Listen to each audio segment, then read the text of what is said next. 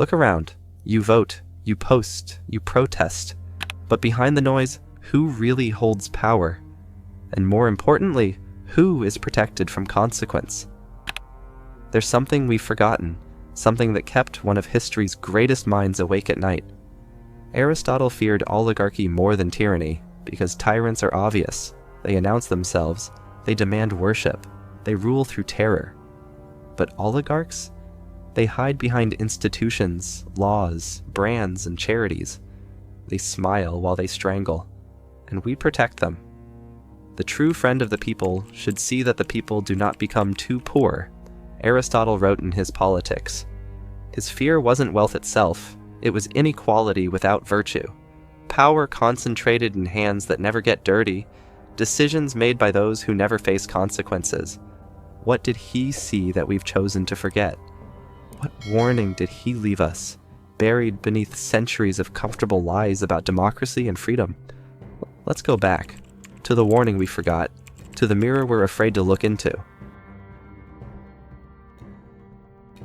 Most people think government is simple. Democracy versus dictatorship, freedom versus tyranny. But Aristotle saw something far more sophisticated and far more terrifying. He saw government as a living organism that rots from within, following predictable patterns of decay. His map wasn't linear. It was cyclical. Monarchy decays into tyranny when kings stop serving their people. Aristocracy corrupts into oligarchy when merit gives way to greed. Constitutional government collapses into mob rule when emotion replaces reason. Every form of government has a deviant form, he observed, when the rulers rule for themselves rather than for the common good. But here's where it gets disturbing. Aristotle believed oligarchy was the most dangerous corruption of all. Not because oligarchs are crueler than tyrants, but because they're invisible. They don't seize power, they purchase it. They don't destroy institutions, they hollow them out and wear them like masks. They don't oppress people, they convince people to oppress themselves. Now, I'm not saying our democratic institutions have accomplished nothing. We've won real rights through centuries of struggle. Civil rights, labor protections, environmental standards.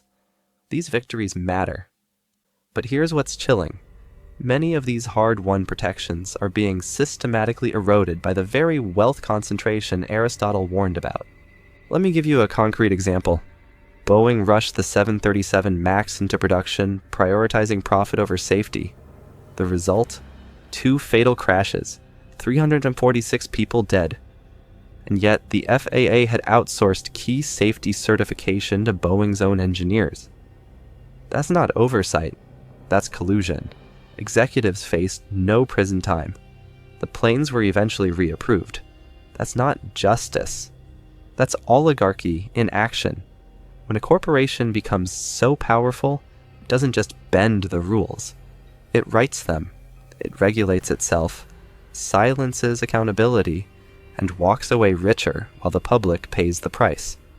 Or consider pharmaceutical companies like Purdue Pharma. They knew opioids were addictive, hid the evidence, and fueled an epidemic that killed over 400,000 Americans. The Sackler family extracted billions in profits. When finally caught, they paid fines that were a fraction of their wealth and faced no jail time. Meanwhile, people struggling with addiction face imprisonment and social stigma. The system protects those who create harm while punishing those who suffer from it. Oligarchy isn't just rule by the rich. It's rule by those who use wealth to systematically exclude others from power while maintaining the illusion of participation. The genius of modern oligarchy is that it feels voluntary. We think we're choosing our leaders, our jobs, our futures. But the options were predetermined by those with the resources to shape the menu. It is more proper that law should govern than any one of the citizens, Aristotle insisted. Law should be blind, impartial, universal. But what happens when the law becomes something only the wealthy can afford to understand, to navigate, to escape? You get a system where justice isn't blind, it's for sale. Now here's where it gets truly unsettling, where human psychology becomes our greatest weakness. Why do we protect the very people who exploit us? Why do we defend a system that treats us as disposable? Why do we rage against those below us while worshipping those above us?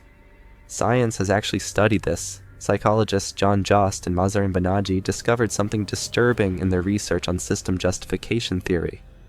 They found that people have a psychological need to defend the status quo, even when it hurts them. In one experiment, they showed that people living in poverty were more likely to justify wealth inequality than middle-class people. The very people being crushed by the system defended it most strongly. Why? Because admitting the system is rigged means admitting you're trapped, and that's too painful to accept. Our brain's desperate need to believe that the world is fundamentally fair and orderly means that when faced with obvious injustice, we don't revolt. We rationalize. We create stories that make the unbearable bearable. Maybe they worked harder. Maybe they're just smarter. Maybe I'll be rich too someday. It's just how the world works. We trade our righteous anger for a fantasy of eventual inclusion. We accept crumbs today for the promise of cake tomorrow, a cake that will never come. And oligarchs understand this psychology perfectly. They don't just extract our wealth, they capture our imagination. They sell us the American dream while systematically destroying the conditions that make it possible. The most brilliant part? They've convinced us that questioning the system makes us losers, complainers, socialists, that accepting exploitation is somehow mature, realistic, patriotic. But there's something even more insidious at work. The oligarchs have mastered the ancient art of division. Tyrants preserve themselves by sowing discord among the people, Aristotle observed. But oligarchs are more sophisticated than tyrants. They don't need obvious oppression, they just need strategic division.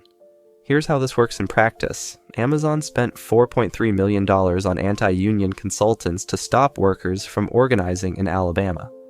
But what did the news focus on? Whether the workers were being manipulated by outside agitators. Meanwhile, Jeff Bezos made $13 billion during the pandemic, while his workers couldn't afford to take sick days. But somehow the conversation became about whether workers deserved $15 an hour, not why the richest man on earth was fighting so hard to keep his employees poor.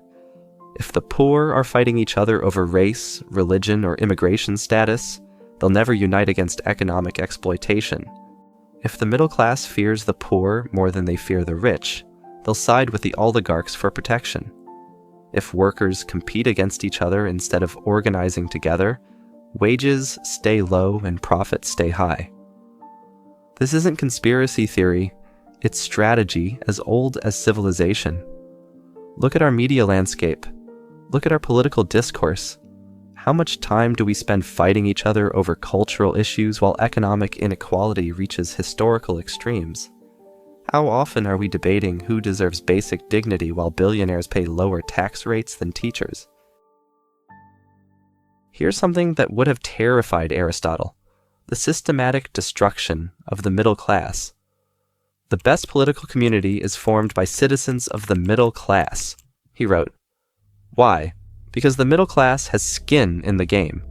They're not desperate enough to be bought, not wealthy enough to be corrupted, and numerous enough to check both extremes. A stable society needs people who have enough to survive without desperation, enough to grow without greed, enough to participate in civic life without being owned by anyone. The middle class serves as democracy's immune system, preventing both the chaos of desperate poverty and the corruption of unchecked wealth. But look at the data.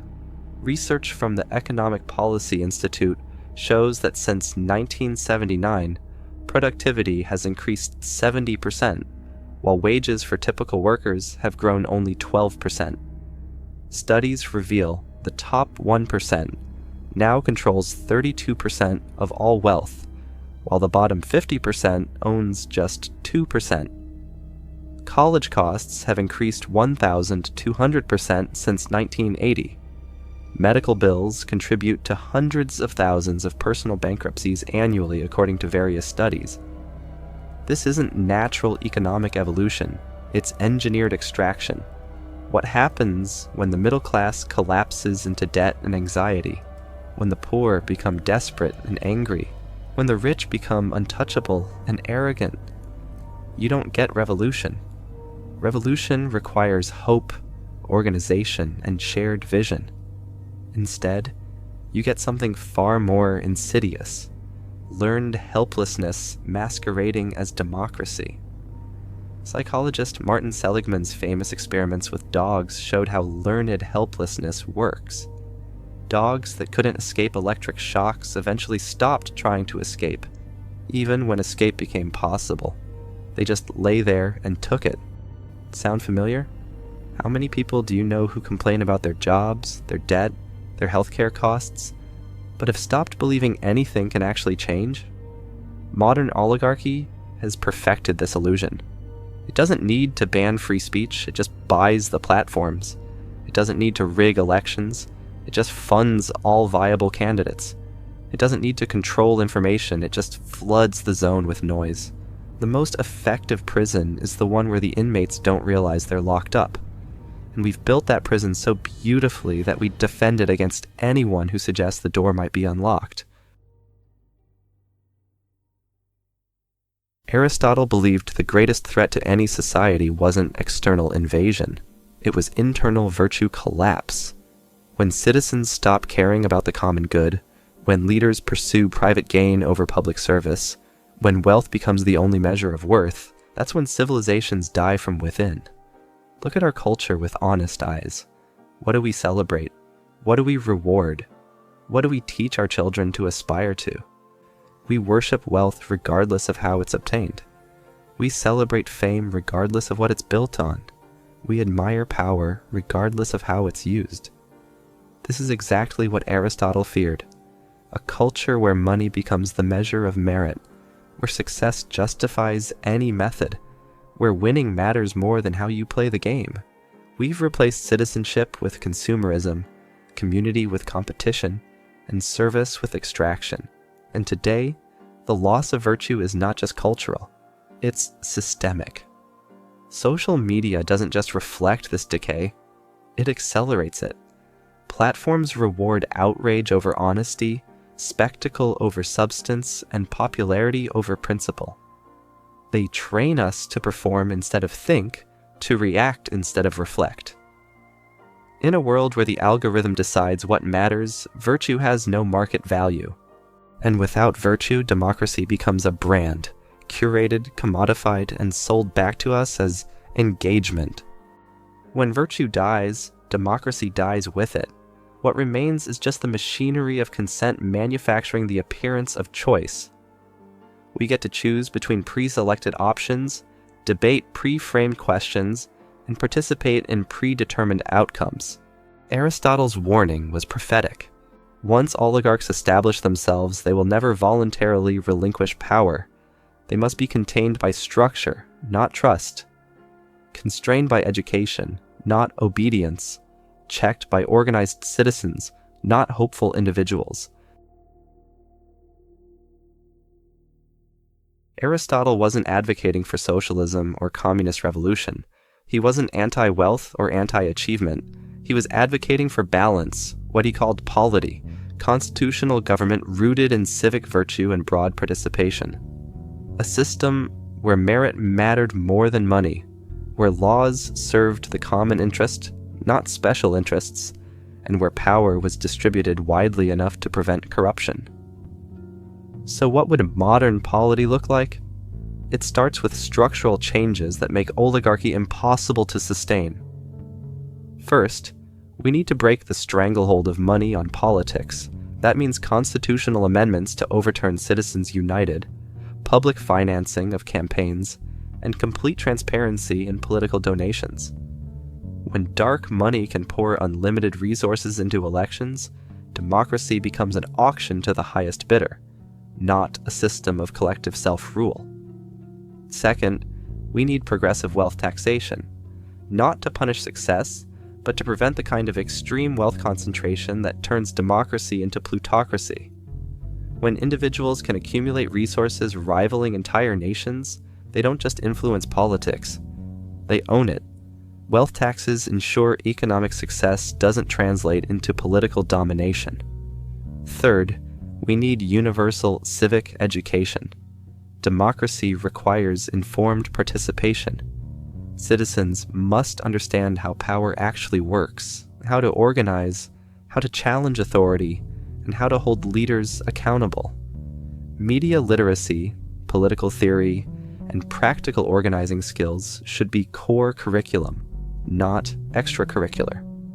These measures embody Aristotle's concept of polity, rebalancing power through structure, participation, and virtue-focused institutions. But structure alone isn't enough. We also need cultural transformation, a renewal of civic virtue. That means understanding that individual success means little in a collapsing society. It means highlighting community builders in our media instead of just billionaires and influencers. It means teaching democratic values alongside STEM subjects. It means supporting local journalism that covers city council meetings and school boards, not just celebrity scandals. We need to celebrate teachers, nurses, and public servants the way we currently celebrate billionaires. We need to measure progress by how the least among us are doing, not by how high the stock market climbs. This doesn't mean abandoning ambition or entrepreneurship. It means recognizing that true success is shared and that extreme inequality is not just morally corrosive, it's politically unsustainable. Perhaps the most chilling aspect of Aristotle's analysis is his understanding that this cycle is natural. Societies rise, peak, corrupt, and fall. Hard times create strong people. Strong people create good times create weak people create hard times. We're experiencing what we might call civilizational amnesia. We've forgotten the lessons that previous generations learned through blood and sacrifice. We've forgotten that freedom requires vigilance, that democracy requires participation, that justice requires effort. We've forgotten that power never gives up power voluntarily, that wealth never redistributes itself, that systems designed to benefit the few will never spontaneously serve the many. Every generation thinks they've transcended history, that they're too sophisticated to fall for the old tricks, that technology has somehow changed human nature. But Aristotle understood something we've forgotten. Human nature doesn't change. Only the tools of control become more sophisticated. The oligarchs of today use algorithms instead of armies, influence instead of intimidation, data instead of dungeons. But the fundamental dynamic remains the same: a small group accumulating power at the expense of everyone else, then using that power to ensure their position becomes permanent. But here's what gives me hope. Awareness can slow the cycle. Education can delay corruption. Structure can check power. Citizens can choose virtue over comfort, long-term thinking over short-term gain, common good over private benefit. So here we are, 2,400 years after Aristotle's warning, staring into the same mirror he held up to his world. And what do we see? We see a handful of individuals with more wealth than entire nations. We see corporations that write the laws that govern them. We see basic necessities transformed into luxury commodities. We see democracy reduced to choosing between pre-selected options every few years, while real power operates in boardrooms and country clubs. But we also see something Aristotle would recognize: the possibility of awakening. You're still here. You're still listening. You're still thinking. That means something in you refuses to accept that this is just how things have to be. The path forward isn't about tearing everything down. It's about building something better. It starts with individual awareness, but it requires collective action. It means supporting organizations, fighting for campaign finance reform, antitrust enforcement, and worker rights. It means engaging in local politics where your voice still matters. It means educating yourself on these issues and educating others. Most importantly, It means refusing to accept that oligarchy is natural or inevitable. It means remembering that every right we have was won by people who refused to accept the status quo. It means understanding that democracy isn't a spectator sport, it's a participation requirement. Aristotle would recognize our world immediately, but he wouldn't call it democracy. He'd call it exactly what it is: oligarchy with democratic characteristics, rule by the few, disguised as rule by the many. The question that should haunt you is this: now that you see it, what are you going to do about it?